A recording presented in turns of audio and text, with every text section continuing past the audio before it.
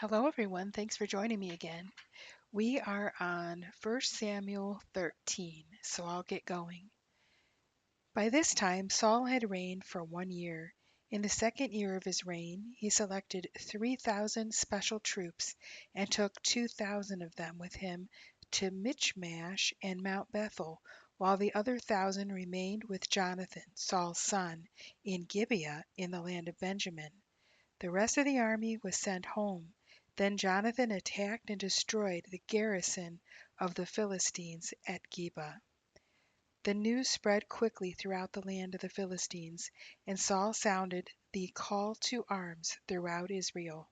He announced that he had destroyed the Philistine garrison and warned his men that the army of Israel stank to high heaven as far as the Philistines were concerned.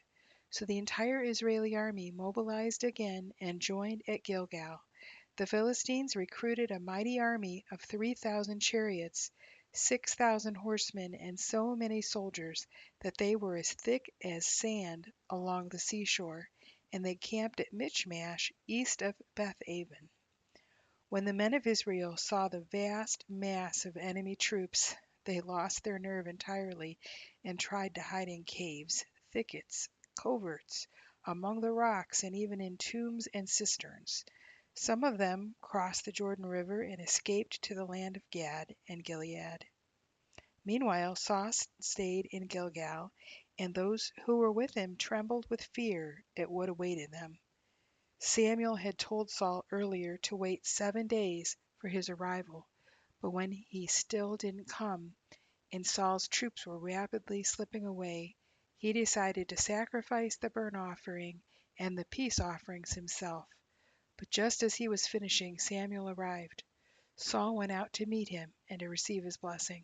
But Samuel said, "What is this you have done?"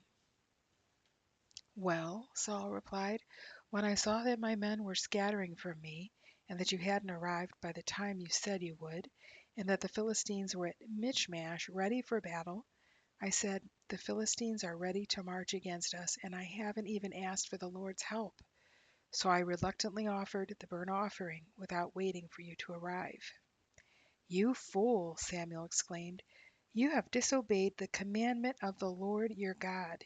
He was planning to make you and your descendants kings of Israel forever. But now your dynasty must end, for the Lord wants a man who will obey him, and he has discovered the man he wants and has already appointed him as king over his people, for you have not obeyed the Lord's commandment." Samuel then left Gilgal and went to Gibeah in the land of Benjamin.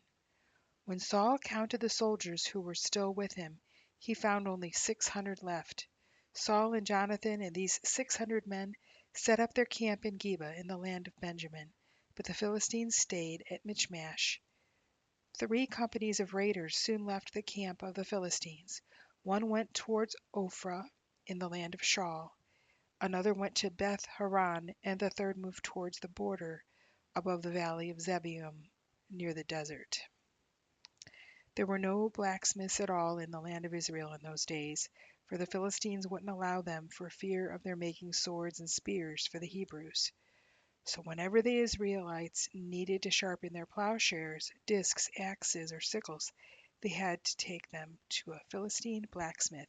The schedule of charges was as follows: for sharpening a plow, 60 cents; for sharpening a disc, 60 cents; for sharpening an axe, 30 cents; for sharpening a sickle, 30 cents; for sharpening an ox goad, 30 cents. So there was not a single sword or spear in the entire army of Israel that day, except for Saul's and Jonathan's. The mountain pass at Michmash had meanwhile been secured by a contingent of the Philistine army. A day or so later, Prince Jonathan said to his young bodyguard, "Come on, let's cross the valley to the garrison of the Philistines." But he didn't tell his father that he was leaving. Saul and his 600 men were camped at the edge of Gibeah around the pomegranate tree at Migron. Among his men was Ahijah, the priest, the son of Ahitub, Ichabod's brother. Ahitub was the son of Phinehas and the grandson of Eli, the priest of the Lord in Shiloh. No one realized that Jonathan had gone To reach the Philistine garrison, Jonathan had to go over the narrow pass between two rocky crags, which had been named Bozez and Seneh. The crag on the north was in front of Michmash, and the southern one was in front of Geba. Yes, let's go across to those heathen, Jonathan said to his bodyguard. Perhaps the Lord will do a miracle for us, for it makes no difference to him how many enemy troops there are. Fine, the youth replied. Do as you think best. I'm with you, heart and soul, whatever you decide. All right, then, that is what we'll do, Jonathan told him. When they see us, if they say, stay where you are, or we'll kill you, then we will stop and wait for them. But if they say, come on up and fight, then we will do just that, for it will be God's signal that he will help us defeat them. When the Philistines saw them coming, they shouted, look, the Israelis are crawling out of their holes. Then they shouted to Jonathan, come on up here and we'll show you how to fight.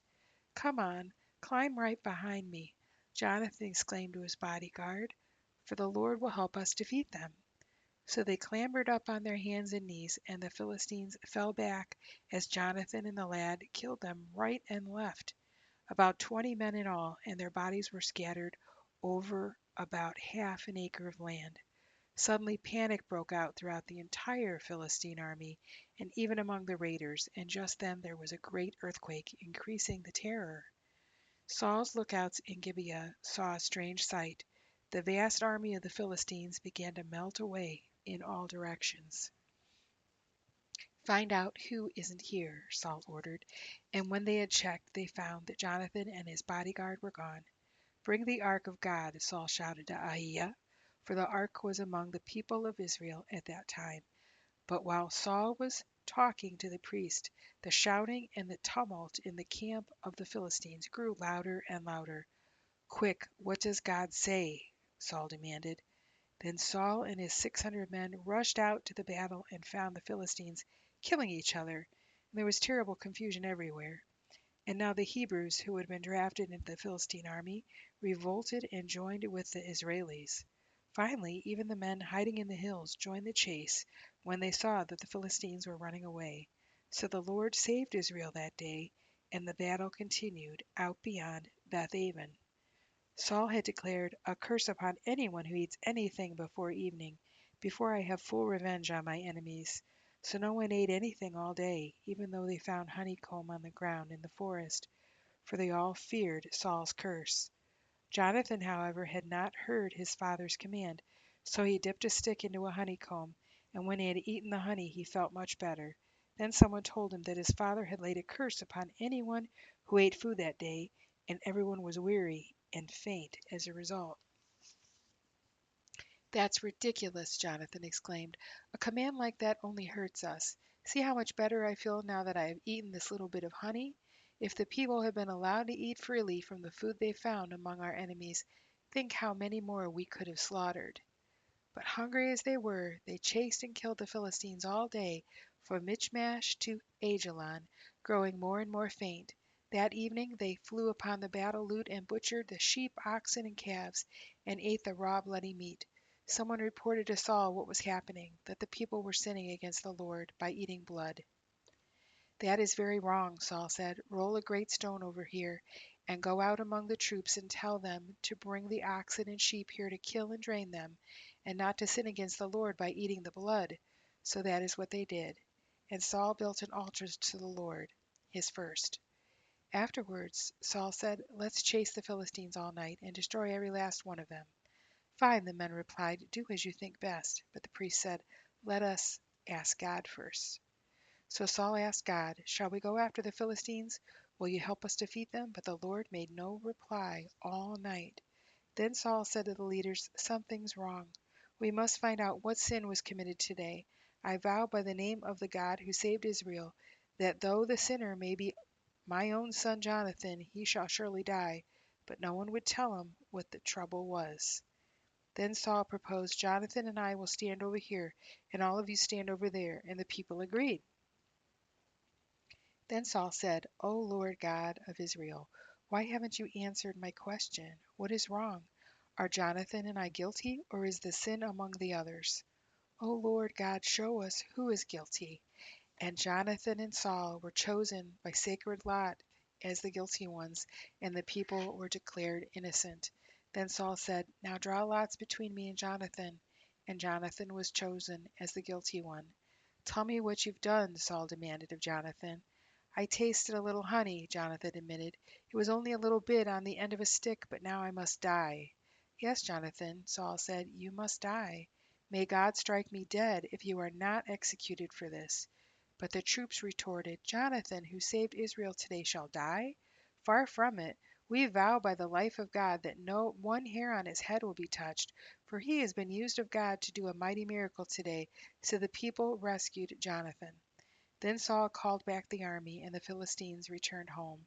And now, since he was securely in the saddle as king of Israel, Saul sent the Israeli army out in every direction against Moab, Ammon, Edom, the kings of Zobah, and the Philistines.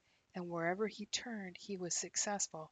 He did great deeds and conquered the Amalekites and saved Israel from all those who had been their conquerors.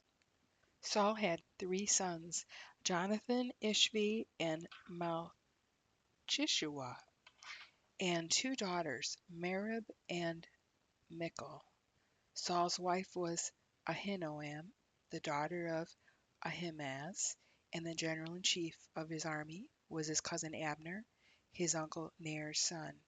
Abner's father Ner and Saul's father Kish were brothers. Both were the sons of Abiel. The Israelis fought constantly with the Philistines throughout Saul's lifetime, and whenever Saul saw any brave, strong young man, he conscripted him into his army. One day Samuel said to Saul, I crowned you king of Israel because God told me to. Now be sure that you obey him. Here is his commandment to you. I have decided to settle accounts with the nation of Amalek for refusing to allow my people to cross their territory when Israel came from Egypt. Now go and completely destroy the entire Amalek nation, men, women, babies, little children, oxen, sheep, camels, and donkeys. So Saul mobilized his army at Telaim. There were 200,000 troops in addition to 10,000 men from Judah.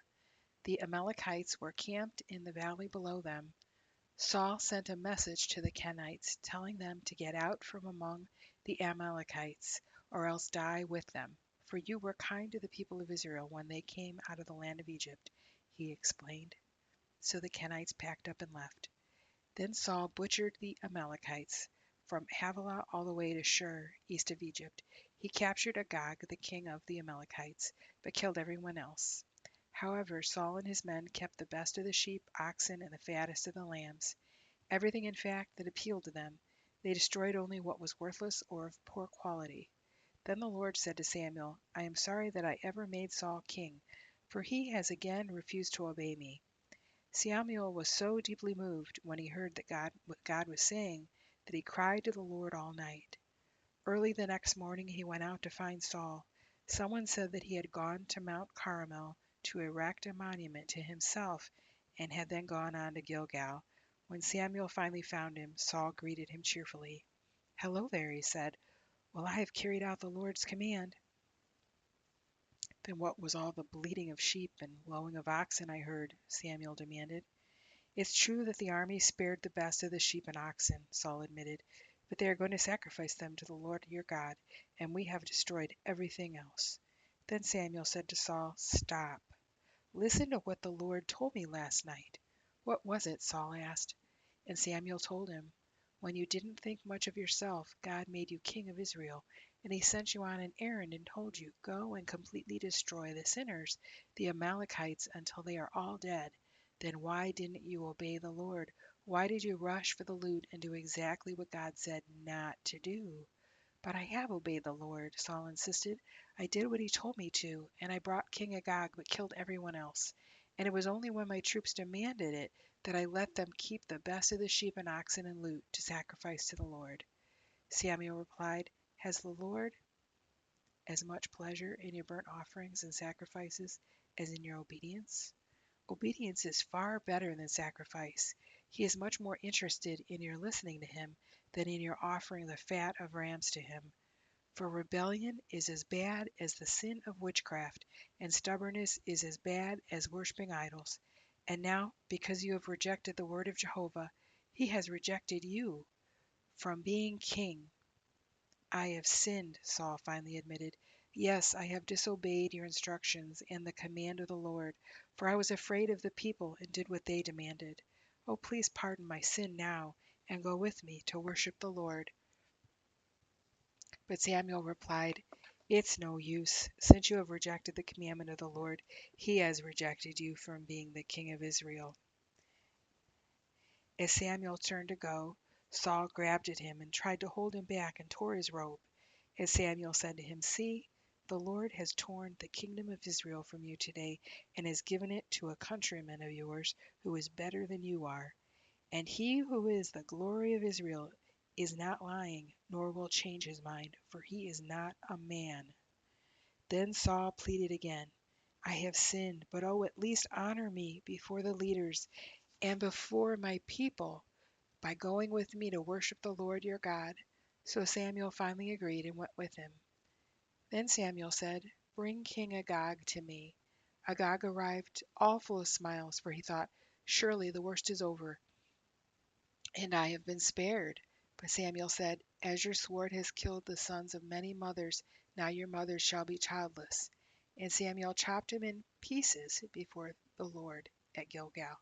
Then Samuel went home to Ramah, and Saul returned to Gibeah. Samuel never saw Saul again, but he mourned constantly for him, and the Lord was sorry that he had ever made Saul the king of Israel. Finally, the Lord said to Samuel, You have mourned long enough for Saul, for I have rejected him as king of Israel. Now take a vial of olive oil and go to Bethlehem and find a man named Jesse, for I have selected one of his sons to be the new king. But Samuel asked, How can I do that? If Saul hears about it, he will kill me. Take a heifer with you, the Lord replied, and say that you have come to make a sacrifice to the Lord. Then call Jesse to the sacrifice, and I will show you which of his sons to anoint. So Samuel did as the Lord had told him to. When he arrived at Bethlehem, the elders of the city came trembling to meet him. What is wrong? They asked. Why have you come? But he replied, All is well. I have come to sacrifice to the Lord. Purify yourselves and come with me to the sacrifice. As he performed the purification rite on Jesse and his sons, and invited them too. When they arrived, Samuel took one look at Eliab and thought, Surely this is the man the Lord has chosen. But the Lord said to Samuel, Don't judge by a man's face or height, for this is not the one.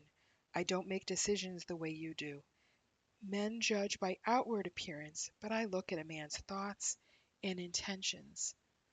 Then Jesse told his son Abinadab to step forward and walk in front of Samuel. But the Lord said, This is not the right man either. Next, Jesse summoned Shammah. But the Lord said, No, this is not the one. In the same way, all 7 of his sons presented themselves to Samuel and were rejected. The Lord has not chosen any of them, Samuel told Jesse. Are these all there are? Well, there's the youngest, Jesse replied, but he's out in the fields watching the sheep. Send for him at once, Samuel said, for we will not sit down to eat until he arrives. So Jesse sent for him. He was a fine-looking boy, ruddy-faced and with pleasant eyes. And the Lord said, This is the one. Anoint him.